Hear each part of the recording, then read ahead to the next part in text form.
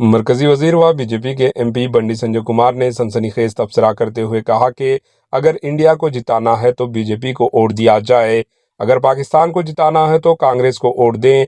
इन्होंने कहा कि अगर बीजेपी जीत जाती है तो वो इससे बेरोजगारी और मुलाजिमतों के मसाइल हल हो जाएंगे।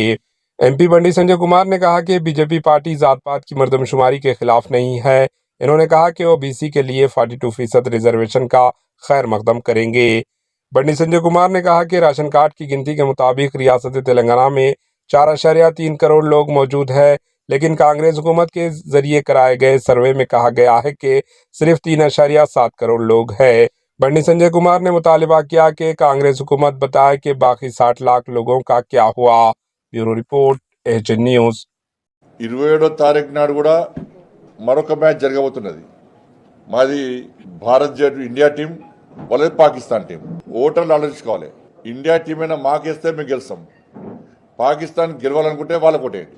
ఇండియా గెలవాలనుకుంటే మాకు ఓటేయండి. పాకిస్తాన్ గెలవాలనుకుంటే వాళ్ళకు ఓటేయండి. మాది ఇండియా టీం వాళ్ళది పాకిస్తాన్ టీం.